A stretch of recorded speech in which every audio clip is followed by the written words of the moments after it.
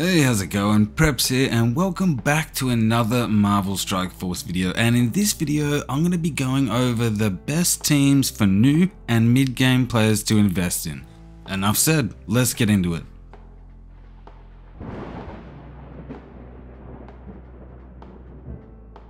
Marvel Strike Force is essentially a resource management game, and knowing which characters to invest in and which characters to ignore is extremely important. And while there are lots of good teams in the game, the 10 or so teams I'm going to be going over should be the first teams that every new and mid-game player builds to get off to the best start possible. Now, the first 5 teams on this list might not be the best teams in the game, but they are required to unlock legendary characters. So up first are the new Avengers. They can be used to unlock Red Hulk and Green Goblin Classic. Farming their stars and investing a little bit of resources into them is inevitable. Luckily, most of the characters in this team can be farmed fairly easily, with Ronan being the exception. Unfortunately, despite being an older character, Ronan is still listed in the arena store at the max price of 975 arena credits for 5 shards, which is a bit expensive in my opinion. The rest of the team can be found in the stores or on a campaign node. Tigra is the MVP of the team, so getting as many stars on her as possible will make unlocking Red Hulk and Green Goblin Classic that much easier. I've got some infographics showing each character's unique piece of gear as well as their recommended ISO class, but keep in mind that if you happen to have low stars on a character and their abilities are getting resisted by the enemy, then running Skirmisher on them until you have more stars is definitely an option. The next team on the list is the Out of Time team. Once again a war team, but they are one of the teams required in the Old Man Logan trials. And while you can unlock Logan without this team, if you want to obtain more stars on him, you're gonna need to build them up eventually. Once again, it's the stores that are our enemy in this team, as both Captain Carter and Black Knight are found in the Crucible store, along with about 10 other characters that are either required for raids or to unlock a legendary. It's gonna be a long grind, but one that's worth it in the end, as Old Man Logan is currently one of the best characters in the game. The other team required for the Old Man Logan trial is the Cabal team paired with Emma Frost and Loki. Now, the Cabal team are actually a really good team. While they're primarily a Cosmic Crucible team, they perform well in all game modes and are strong contenders for Dark Dimension. Emma and Loki, on the other hand, are just along for the ride. The leader is going to be the pain point of this team, as he's located in the Cosmic Crucible store, and I've already gone over how hard it is to farm characters in the Crucible store. The rest shouldn't be much of an issue. Up next is the Sinister Six. This team is good in War, good in Crucible, strong picks for Dark Dimension, and they're also required in Black Cat's trial. They're the strongest city villain team in the game, so they can be used in a lot of applications. This team has given me more headaches than probably any other team. They are not to be underestimated. Not much more to say really, definitely a solid team to invest into, as they won't be replaced until we get a new city villain team. Another strong Crucible team up next, and it's the Illuminati team, consisting of Mr. Fantastic, Iron Man, Black Bolt, Hank Pym, Black Panther Shuri, and of course Captain Britain, but most players won't have access to him just yet.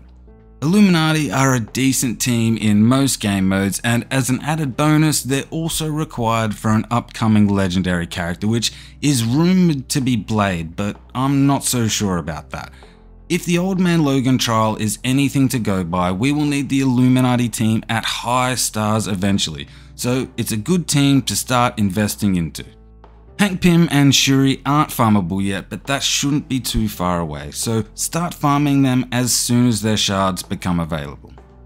The next team on the list is the Alpha Flight team, kind of a hybrid raid / war defense team. They're currently required for the Spotlight raids, so worth building up just for those rewards.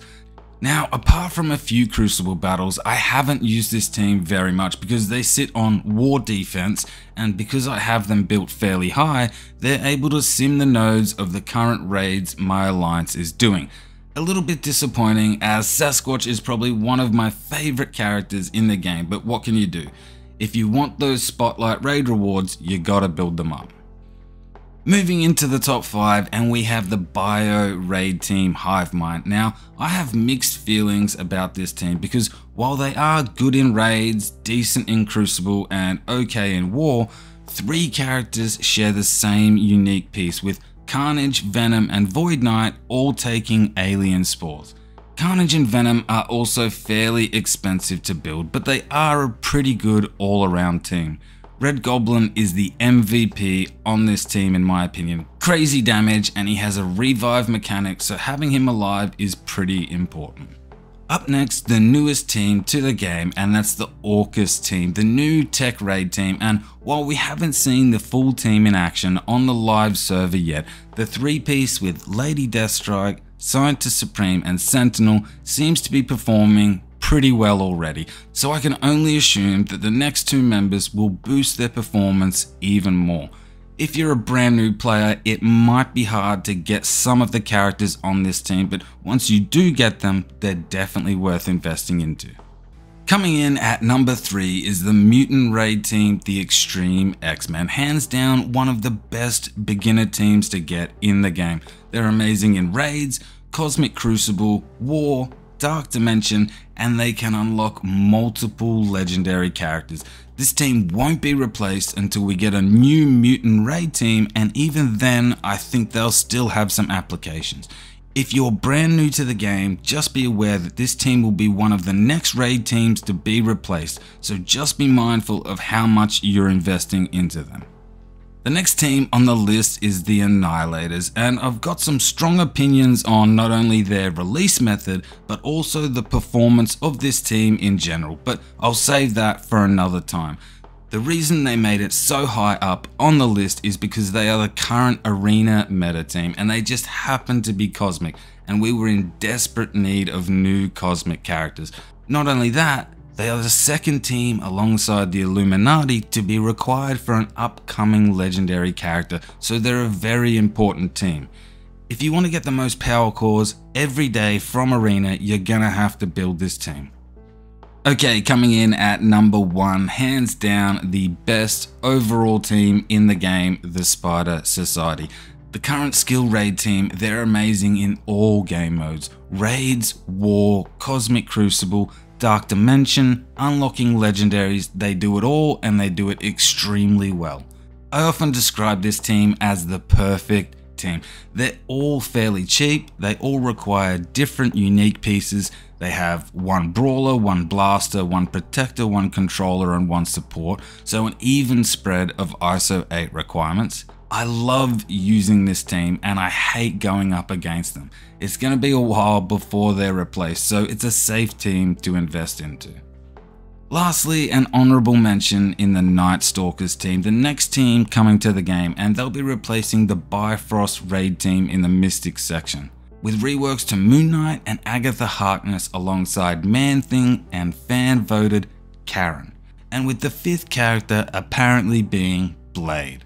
Not much is known about the team, but I thought I'd mention them as they are the next team coming to the game and probably going to be a very important one. So if you haven't already, start farming shards for Moon Knight and Agatha. Alright, well there you have it, the best teams for new and mid-game players to invest into to get off to the best start possible. That just about does it for today's video. Hope you enjoyed it. If you did, consider giving it a thumbs up and don't forget to subscribe if you haven't already. As always, thanks for watching and I'll see you in the next one.